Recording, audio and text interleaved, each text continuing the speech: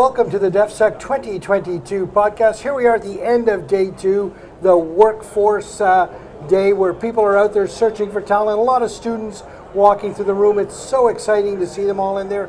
Still business being done in there. You can still feel the vibe in the air. Good things are happening in this industry. We're certainly excited to be in conversation with our next guest. George, you're no stranger to this trade show. You're no stranger to this space. Why don't you go ahead and introduce yourself? Well, thanks for the opportunity of having me here today. My name is George Palikaras. I'm the founding president and CEO of Metamaterials Inc.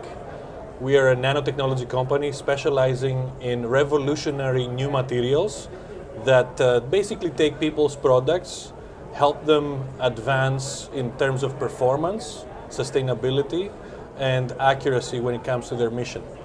I've been coming to Acada's incredible event here at DefSec. They've been a fantastic partner for us over the years.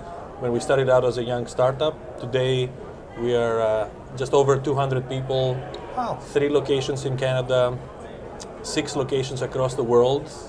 Went on the NASDAQ last year in the summer of 2021, and here we are with an incredible set of meetings. It's been a very busy couple of days, showcasing some of our innovations and making new friends and meeting old ones as well. George, what was your journey to the nanotechnology world? I'm curious. Yeah, so it all started back in the university. So it was a new field. Metamaterials, the name of our company, actually is a scientific field. Mm-hmm. And it started back in 2000 when a professor at Imperial College, Sir John Pendry, out of the UK, showed that you can bend light perfectly around an object, like the Harry Potter cloak of invisibility. So as you can imagine, that brought a huge amount of attention by the defense world, yes, trying to get the stealth technology of the future. Right. At the time, I felt that was kind of a far-fetched science project. So I kind of focused on telecoms, which I felt was where the industry could benefit immensely. And I was working on 3G base station technologies. Okay. Today we're talking about 5G. 5G, yeah. And at the 3G level, my work was basically taking something that was very inefficient, a big base station, like the ones you see outside the towers, scaling them down and making them more energy efficient without losing, let's say, the benefits. That's really the core value of metamaterials, which is to do more with less. Okay. Now we have taken that technology, and for the last few years, we have started becoming a manufacturer ourselves. So the first 5 years of the company, we thought we could do it with the suppliers that were out there. Unfortunately, we found out that the hard way, that the technology that our suppliers were using, although it was good for their industry, the semiconductor industry, in our case, when you had to make stuff that was a square meter or more, it was very expensive because those technologies were just slow. So it would take our suppliers and some of the biggest names in the industry 24 hours because our product was 200 layers at nanometer accuracy. So we had to invent new ways of doing things and reducing the cost or perish. So 5 years ago, we started inventing right here in Halifax techniques that took the 24-hour system down to 10 minutes. Wow. And the cost from $100,000 a square meter down to a couple of $100 a square meter. George, how many iterations did you go through to get to that point? I would say roughly 2,500. That was a lot less than what the industry is used to. Typically, to invent such a core technology, some companies may spend 10 years. So it took us only 6 months to do what some other companies have tried to do over a lot longer than us. I do have to ask. Yes. Why? Why did you be able? Great question. How and why? Great. So there was a key difference. Our background in metamaterials has taught us, instead of doing things in the laboratory with chemistry, mixing trial and error, right? We have computers, so we use AI to design the materials before we actually produce them. So by designing them and simulating the performance in a computer software, if it's accurate enough, you can basically shorten the timeline from understanding how your material, your chemistry behaves, and basically doing that in a simulated environment gives you an edge over somebody who's doing it the traditional way. So suddenly, what used to take years now takes hours. What used to take an army of engineers takes one single computer with one single engineer. Now, we did spend a lot of time developing the code, the software, but having that core software now allows us to go into industries beyond aerospace, which is our core first industry. We are into automotive, in consumer electronics, even medical devices and energy. So that platform has been naturally expanding, and using that core software capability, we have now the speed to execute.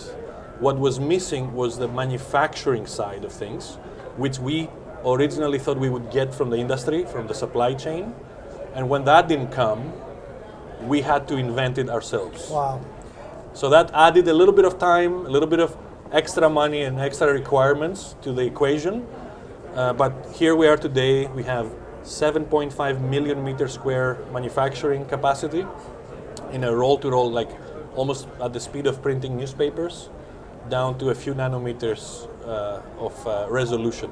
So that's something that nobody has ever done before. So, and what does your product look like? Where does it go? So the product, think of it as a nano pattern that is totally invisible to the human eye. So when you look at it, you think that there's nothing there. It's a piece of film that's totally transparent, just like glass. But the pattern controls the physics. So by applying a different pattern, you can create functions. So you can block light, enhance light, absorb light, and other forms of energy, whether it's electromagnetic energy, electrical or thermal or acoustic energy. So our applications are found on any surface. If you want to make a material smart or a product smart, you can apply some of our nanotechnology onto it to give it an extra functionality. And our record today is a 40x improvement of what was there previously. For example, in our EMI shielding application, we have given orders of magnitude of benefits to our customers. And what happens is we put it on windows of aircraft, door windows, smart glasses, surfaces like a display of a phone, and many other types of flat and curved surfaces. Those surfaces historically wouldn't have been available for any use, really. Correct. Right? Except viewing. So it was like a prime real estate, Right. which didn't have a lot of functionality. It was just there maybe to protect what's below. Right.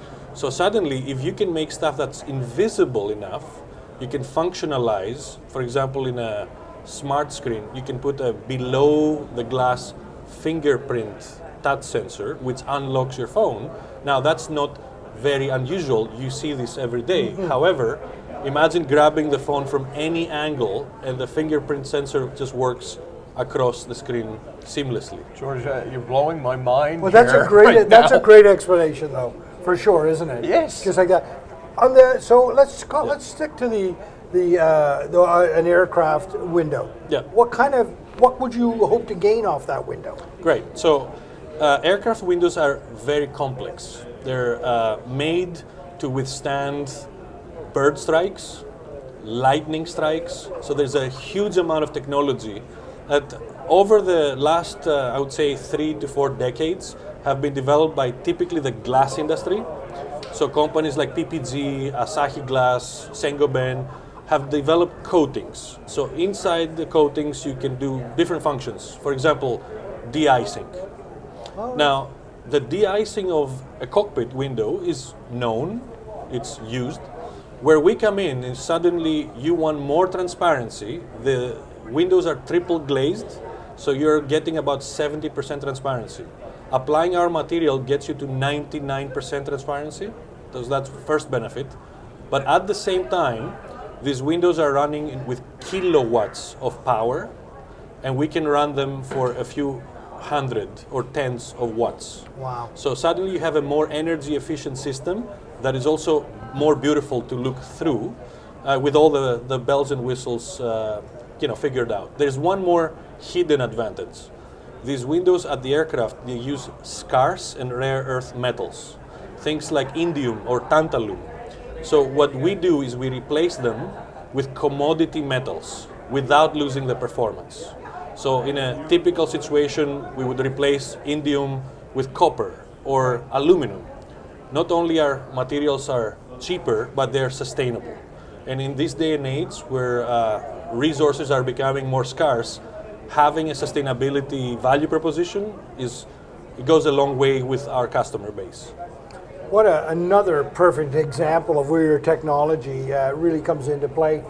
Who are you after in the room here? Who are your big clients and your big focal points? So every prime wants to succeed and be differentiated in the marketplace. So if you think about the last 10 years, we have been very fortunate to have some incredible supporters. Our first partner was Airbus. Since then, we have worked with Lockheed Martin, with Boeing, with Elbit, with many different types of primes for different kinds of projects, which I'm not allowed to talk about openly. But I'll just give you an example. Airbus, as our first most advertised application, was a laser eye protection, which was and still is to this day a big issue. Last year alone, we had a record 10,000 strikes in the US alone. Seriously, I did not know and this that. is during COVID, when flights reduced. Yeah. Now, a lot of people will say, if you do the math, statistically, it's a small, insignificant number of strikes. However, in every 3 to 4 years, laser power doubles. So even if the statistics stayed exactly the same over the years, the threat is increasing. There's been eye injuries in pilots. People have lost partial vision. There's a famous case here in Halifax of a Sea King pilot who in the northern seas, I'm not going to say what happened exactly, but after the attack, he had lost his basically license to fly. Right. The damage was so high. This was 10 years ago. So since then, lasers have been used in a number of situations, and there's been an increased threat. Now, there hasn't been any plane that has crashed, but I personally became very motivated to solve this problem when I was sitting in the world's first event that was dealing with this issue. It was at Eurocontrol in Brussels some time ago. And on stage, for the first time in my life, I saw a pilot. He was about 60 years of age, sharing the story of what happened to him as he was landing, and he was in tears. So I felt compelled that if this gentleman, who had so much experience, so many years in the field, that had such an emotional reaction to a laser strike, that this was a worthy problem to solve, even if we didn't make the millions of dollars in sales, I would feel at least safe flying a plane. I typically carry laser eye protection eyewear with me just in case. I can pop into the cockpit and offer it to the pilot. Yeah. But generally speaking, this is a challenge that we, together with Airbus, sat down and solved. And the technology was not just blocking laser strikes. The unique nanotechnology benefits were to make the world seem the same. When you put a filter in front of your eyes, think of going to your dentist and you have those orange goggles. The world looks orange or blue or green. So the goal was to block the laser while at the same time protecting the pilot operationally. So he could still see the runway lights. Red is red, blue is blue, green is green. That was the key innovation. That's what took us a significant amount of effort. And we are today the only company that has a solution that has been approved by an OEM. Wow. So that's kind of an example story. And we have many such stories here at DevSec, working with some of the biggest names, solving some of the biggest problems in partnership. George, fascinating stuff, a great journey to get there, great motivation to do it. How was the show for you this year?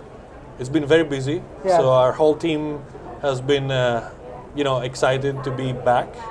Acada has done a fantastic job, and the organizers of DevSec putting an incredible show together in this amazing venue.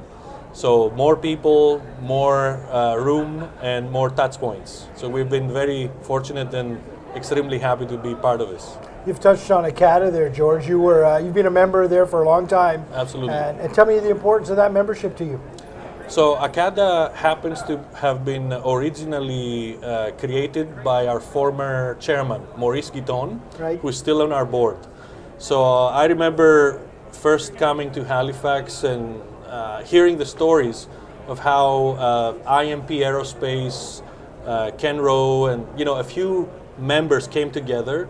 And at the time, this is almost 20 plus years ago, the industry here in Atlantic Canada was about $40 million of GDP. As we heard yesterday at the dinner, today just Nova Scotia, I think this ecosystem here gets more than $1 billion in GDP. I think for the whole region we're looking at more than 1.2 billion. Wow. And indirectly supporting more than 2 billion in terms of GDP across the Atlantic provinces. So that is a very significant number which most people are not aware. So the provinces here are punching above their weight, and thanks to Acada, they have kept the ecosystem growing. They have supported us in missions. So Acada has led a number of missions to Farnborough Air Show, to the Paris Air Show. So it's not just DevSec. They do a lot of things outside of Halifax and the region. George, just before Alan closes, I just want to ask you this. I'm mesmerized by what your product is and what you've done. When you think about the art of the possible, what limits you? Anything? So our tagline is to go beyond. So when there is a challenge, we don't start with it can't be done.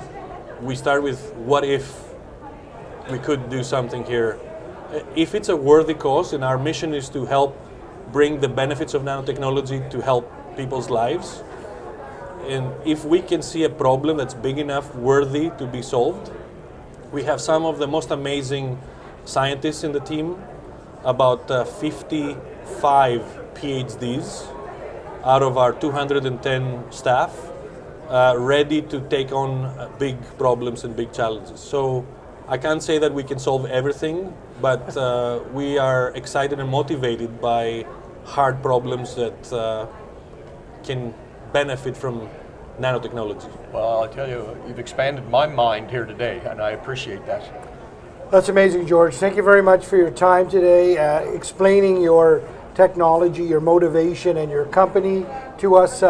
We wish you all the best. You're having great success. I've watched this company now over the last number of years, and where you are now, it's absolutely fascinating. And the runway ahead, it seems like it's going to be fantastic for you. Wish you all the success. Thanks for joining us here today. Thank you very much.